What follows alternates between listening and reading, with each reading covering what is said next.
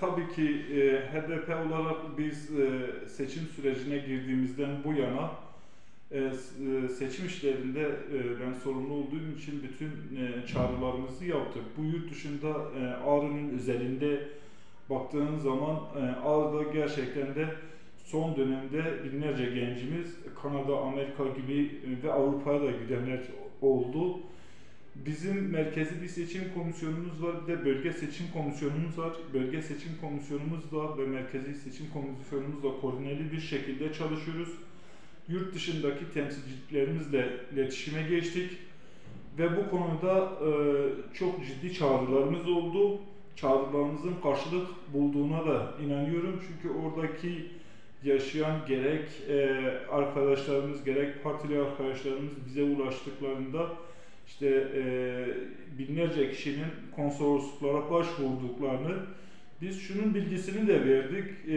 Oradaki halkımıza, gençlerimize, seçmenlerimize mülteci konumunda olan insanlarımız bile sadece bir kimlik olması veyahut da işte Türkiye Cumhuriyeti vatandaşı ibaresi taşıyan herhangi bir belge ile konsolosluklara başvurup bu kaydını yaptırabilir diye bilgi geçtik ve bunu oradaki hemen hemen bütün seçmenlerimize ulaştırdık. Şu anda da yani zaten biliyorsunuz süre bitti. Bu kayıt süresi bitti. Bizim çağrımız halkımıza, gençlerimize, yurt dışında yaşayan tüm vatandaşlarımıza çağrımız şudur. Lütfen bir oyda bir şey çıkmaz demeyip mutlaka oyumuzu kullanalım.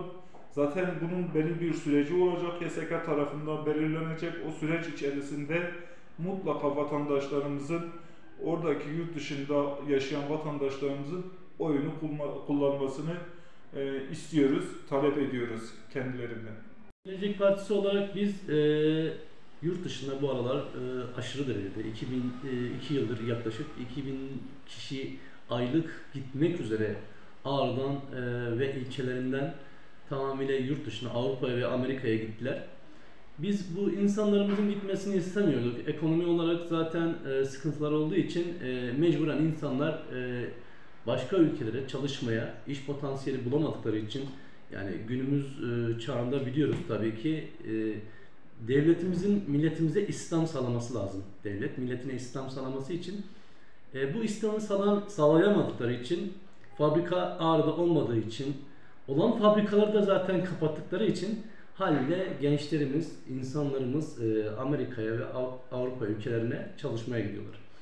Üzülüyor muyuz? Evet, Gelecek Partisi olarak üzülüyoruz. Lakin bu giden arkadaşlarımızı tabii ki oy kullanmalarını çağrıda bulunuyoruz. Oy kullanmaları içinde sandık başına gelmelerini istiyoruz.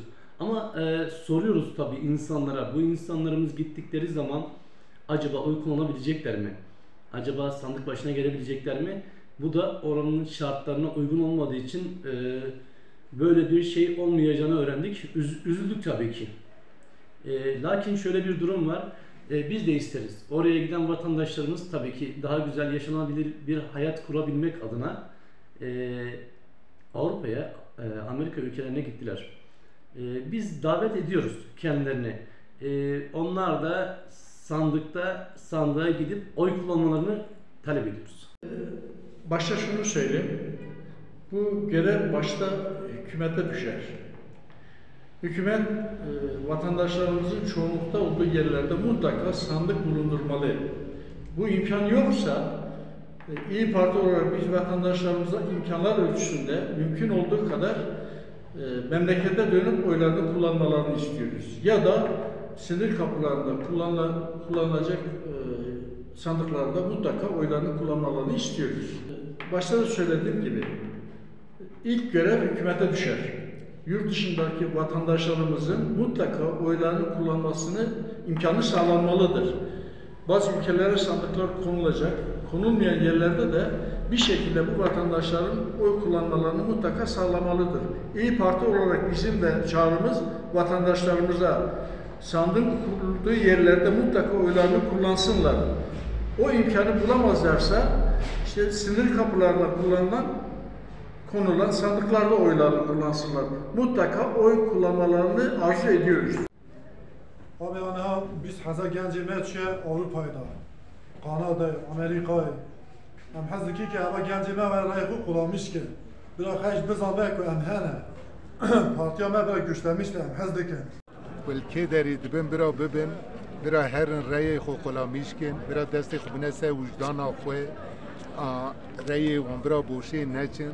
Ewana lura raya ki bidin ve vira mecbur çibune ki none ki xalas bikin ve me cmera bine çare seriya seri me bikin dagwari xazil emji biçune wala manal vi memleketiyan birçine Birinci hazar genç Kanada'yı hem haskim bira oya kullanmışken yani gerek oya Sevani mehsa önemli oyu ona